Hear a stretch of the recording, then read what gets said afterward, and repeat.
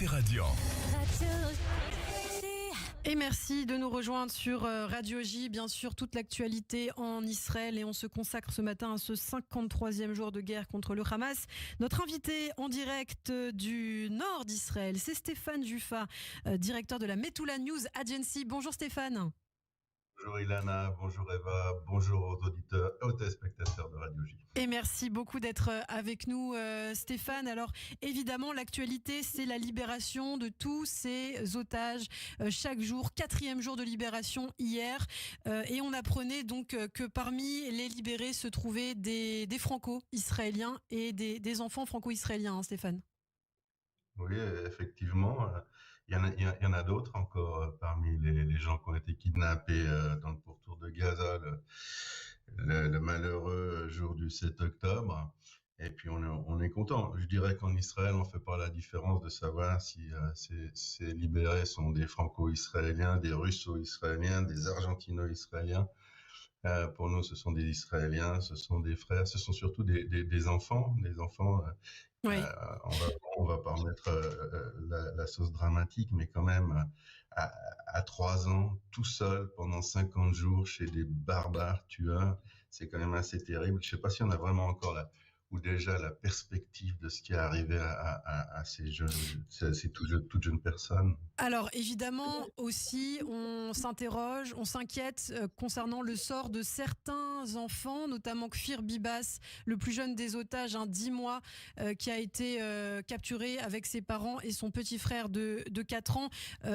Aujourd'hui, il serait détenu par une autre faction terroriste que le Hamas dans la bande de Gaza.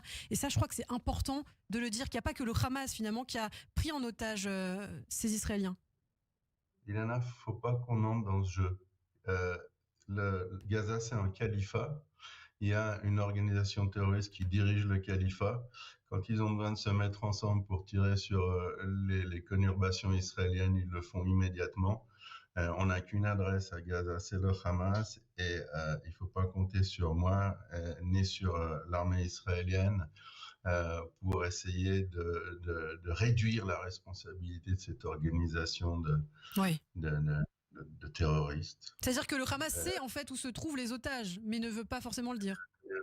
Bien entendu, c'est pas seulement ça, c'est que le Hamas utilise cette affaire des otages pour gérer une propagande de tous les instants. C'est comme quand on voit ces images où des terroristes miliciens du Hamas accompagnent des enfants de 5 ans jusqu'au véhicule de la Croix-Rouge qui sont diffusés dans le monde entier, alors que ce sont ces mêmes accompagnateurs, ces mêmes miliciens qui ont tué les parents de ces enfants. Il y a un grand nombre de ces enfants qu'on voit sur ces images qui ont vu leurs parents, leurs frères exécutés de la manière que l'on sait par ces miliciens, par cette organisation. Leur avenir psychologique est impacté jusqu'au plus profond d'eux-mêmes. On est en pleine propagande, utilisation comme des terroristes. Il faut voir que le terrorisme sans caméra pour les montrer n'existe pas. L'aspect, la dimension médiatique est nécessaire, ça fait partie de la panoplie des armes du Hamas, donc zéro tolérance pour ces monstres. Alors les images qui sont utilisées, guerre psychologique effectivement. Alors on le disait, peut-être que la famille Bibas est aujourd'hui détenue par une autre faction terroriste dans la bande de Gaza, mais il y a aussi beaucoup d'Israéliens qui sont détenus par des civils, et on apprenait justement le sort de ce jeune israélo-russe qui s'est enfui d'abord, puis qui a finalement été récupéré par des civils pour être rendu aux terroristes du Hamas. Ça, c'est aussi un autre aspect de cette guerre, Stéphane. Mais bien entendu, le Hamas est en pleine récession, est en pleine agonie.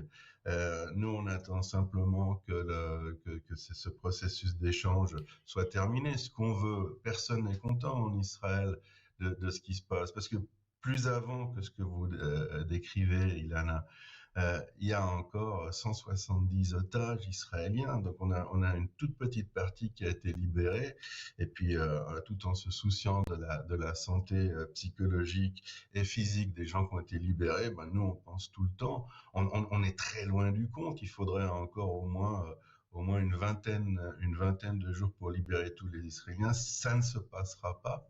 Ça ne se passera pas. Il faudra aller les chercher. On s'attend ici et on se prépare à renouveler les combats pour aller justement chercher les otages. Et il y en a qui ont été confiés par le Hamas à des familles, effectivement, parce que le Hamas n'a pas la capacité d'emprisonnement pour tous les otages qu'ils ont kidnappés dans le pourtour de Gaza. Donc ça se fait comme ci, ça se fait comme ça.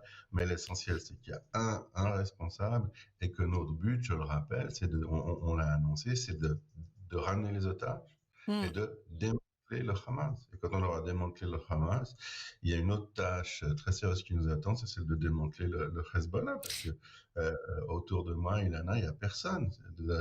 Tout le nord est dépeuplé et les gens vont bien devoir revenir une fois à la maison. Et c'est pas possible de le faire alors qu'on a une organisation qui est 5 fois plus puissante que le Hamas, tout autant terroriste. Il va falloir qu'on trouve Bien des sûr. solutions. Et la solution également, en ce moment, est militaire. Merci beaucoup Stéphane Juffa. Effectivement, on reparlera avec vous de la menace au nord d'Israël. Manque de temps ce matin, mais ce sera partie remise. Merci.